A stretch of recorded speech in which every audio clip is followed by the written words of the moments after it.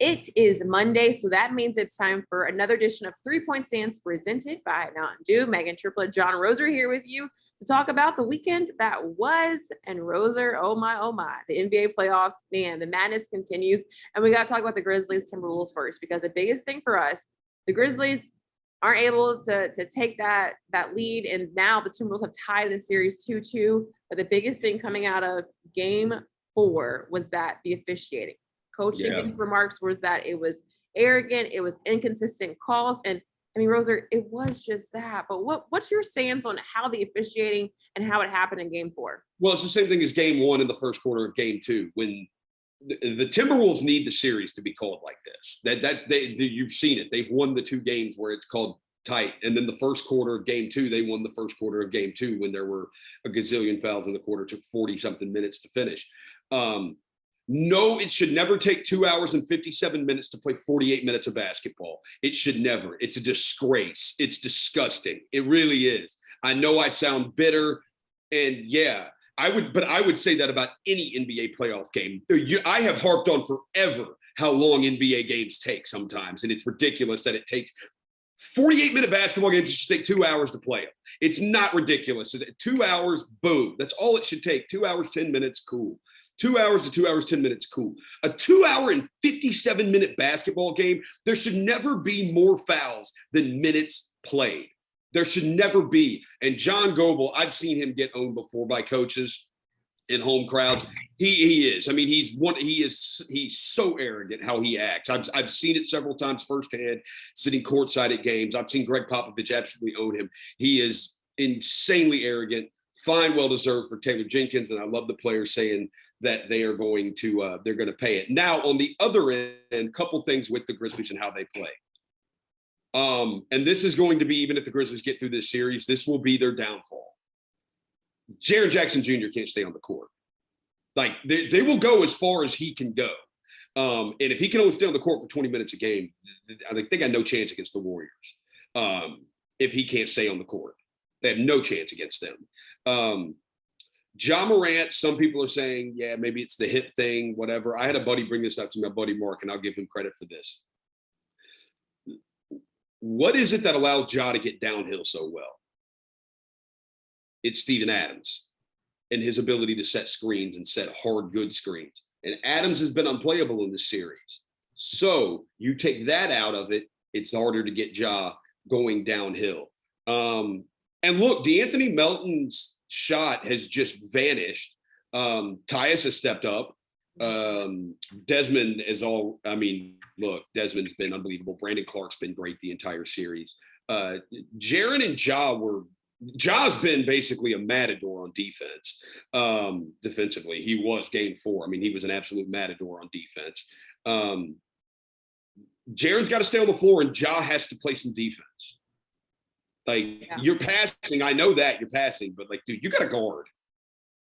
Yeah, look, I agree with you with everything that you stated when it comes to Jaren Jackson Jr.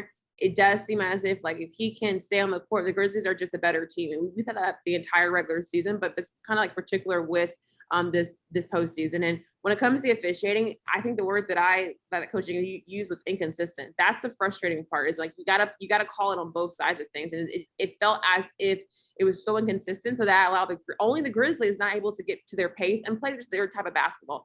All we want to do is see these guys play. It's playoff basketball. No, it's disgusting. It's disgusting. It's been a referee show. Like, it's like the history of the playoffs is like, that's what it was. It's intense. It's aggressive. And you want these guys to be able to play on the court to give the best product and then to see who's going to win. But when that dictates everything, it's just not fair. Yes, the Grizzlies have to play better, but you want that factor to not be the case. And look at the NBA needs to point to how a game should be officiated. Look at Game 1 of the Celtics Nets series.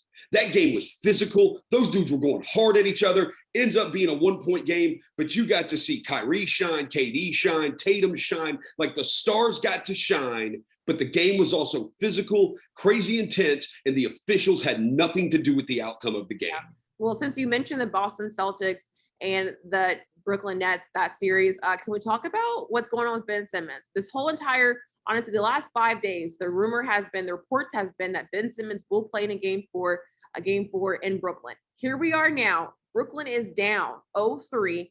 They lose on Saturday. Then you come on Sunday to the news that Ben Simmons is having some back pain again. He will not play tonight on Monday against the Boston Celtics, which makes sense though, right, Rose? Like, if you're down 0-3, I think we all could have said that you weren't going to see Ben Simmons. It all depended on how the series would have played out if you're going to see Ben Simmons. But that's probably true. I will say though, I never expected him to play in the series. I never expected him to play. I thought he would play if it was going to be a tight series, like a chance, like let's say 2-2 situation, or if they had won on Saturday night, I do think we might have seen Ben and how the Brooklyn would have looked. But how Brooklyn looked and the costly turnovers, could not figure it out, having to go to Blake Griffin, and Blake Griffin played well in the minutes that he did play in. But Boston, it was just kind of like Jason Tatum's not going to have a great night shooting, but he's still going to have 39 points. You have Katie and Kyrie combining for 32 points, having 16 each. Not the best night. Kyrie still hasn't hit a three since game one. It doesn't make sense for Ben Simmons. But when you look at Ben, the controversies, everything surrounding him, where it's like he's going to go a whole entire season and not play a game of basketball. And as some have said, as Kendrick Perkins, Shaq, Reggie Miller said, I mean, has he duped the whole entire league, the whole NBA, and got paid to sit out?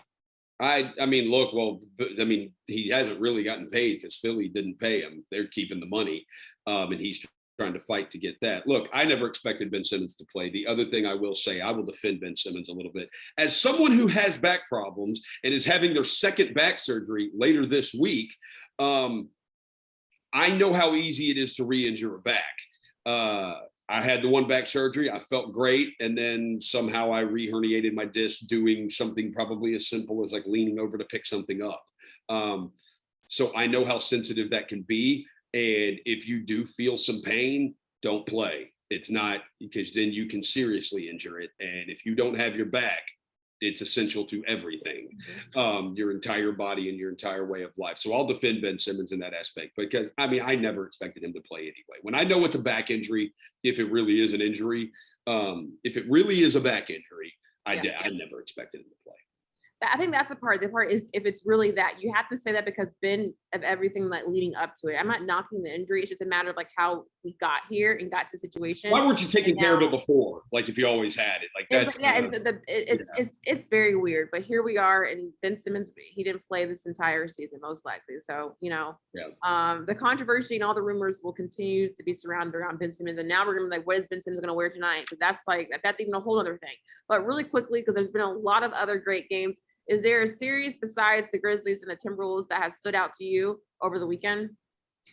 I guess the Jazz and the Mavericks, even though like it's kind of whatever, but at least like Luka's back, that you're talking about one of the 5 to 7 best players in the entire world. Like that's I get the pretty big storyline when he comes back and plays, because calf strains are very tricky. And they lost the game. They ended up losing the game by 1 point, but they came back. They were down, 15 a couple of times, down double digits at halftime, and they came back and, made it a game. But, I would say Luka Doncic being back and that Jazz, because it seems like the Jazz don't like each other, but, here we are sitting at the series tied 2-2, and Luka did play in the game that Utah just won to tie the series. So, I would say I'm interested in that game tonight. I think the Celtics will sweep the Nets tonight. KD looks exhausted. They look drained, and Boston looks like I feel very good about my Boston pick to win the title, except Miami also looks really, really awesome and devastating when they want to be. Well, I would say the matchup that you didn't say that really stood out to me has to be the Phoenix Suns and New Orleans. Yeah. I know without Devin Booker, I thought that the Suns should be fine with this, right? But now the Pelicans have won 2 straight. They tied the series up. Brandon Ingram goes off for 30 points. And this is a team that both teams didn't shoot well from the 3, but the biggest thing was a free throw differential. We're talking about free throws for the Grizzlies, Timberwolves. The Pelicans had 42 free throws while the Suns had 15. That's the biggest adjustment right there. No team should ever take. Okay, here we go again. No team should ever take 42 free throws in a basketball game. And I know the Grizzlies did in game 1. It's absurd. No team should ever take that many free throws within the course of a basketball game. Crazy, Roser. It's crazy. It's insanity. But I'm watching that series now because we thought the Suns were going to sweep it. Here we are. It's tied 2-2, and the NBA playoffs will continue.